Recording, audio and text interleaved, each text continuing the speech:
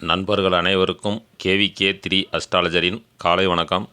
இப்போ IPL 2025 நேற்று match பார்த்தோம்னா DC vs LSG. இந்த மேட்ச்சில் நான் சொன்ன மாதிரியே ரிசல்ட் அப்படியே வந்துருந்துச்சு.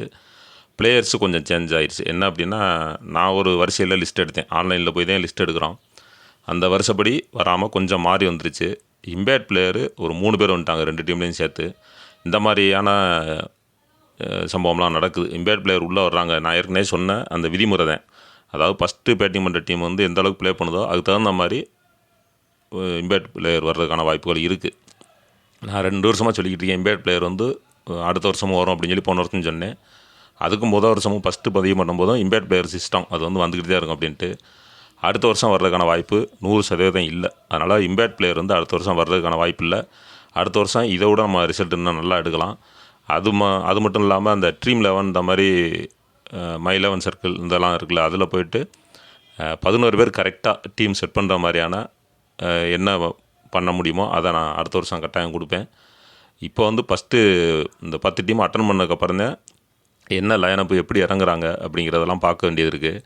அதுபோக கேப்டன் வந்து இப்போ ஒரு 3 மேட்ச்சில் ஒரு டீமில் 3 மேட்ச்சில் ஒரு கேப்டனும் அதுக்கப்புறம் ஒரு கேப்டன் அப்படி வர மாதிரிலாம் சேஞ்சஸ் எல்லாம் நிறையா பண்ணிக்கிட்டே இருக்காங்க. என்ன நடக்குது அப்படிங்கிற பார்ப்போம். நேற்று மேட்சை பொறுத்த வரைக்கும் மொத்தம் 4 மேட்ச்சு சொல்லியிருக்கேன். 4ல் ஒரு மேட்ச்சு என்னோடய ஃப்ரெண்ட்ஸுக்கு மட்டும் சொன்னேன். மற்ற 3 மேட்ச்சும் வீடியோ பதிவு பண்ணி போட்டிருந்தேன். நல்ல ரிசல்ட் வந்திருக்கு. அதாவது மேட்ச்சு சிச்சுவேஷன் எப்படி போகணும்னோ அதே மாதிரி நடந்திருக்கு.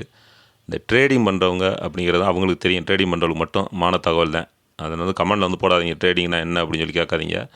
அவங்களுக்கு பார்த்தீங்கன்னா 3 பைசா மேட்ச் நேற்று ஜாக்பாட் மேட்ச். அது நேற்று நடந்த மேட்ச்சு. நான் சொன்ன மாதிரியே மேட்ச்சு க்ளோஸாக போச்சு. அந்த பக்கம் 8 விக்கெட் அப்படின்னாக்கா இந்த டீமில் 8 விக்கெட் அந்த மாதிரி தான் இருக்குது அப்படின்னு சொன்னேன். அதே மாதிரி தான் நடந்திருக்கு. இது முற்றிலும் வந்து ஜோதிட ரீதியான கணிப்பு தான். இதில் வந்து குறை சொல்கிறதுக்கு வழியே இல்லை. இதில் ஏதாவது தவறு நடந்துச்சு அப்படின்னா அது என்னுடைய தவறாக தான் இருக்கும். அதனால் ஜோதிடம் வந்து என்றைக்கும் பொய்யாகாது. இந்த அளவுக்கு நம்ம அக்யூரேட்டாக சொல்கிறோம் அப்படின்னா அது ஜோதிடத்தை மட்டும் வச்சு தான் நம்ம சொல்ல முடியும்.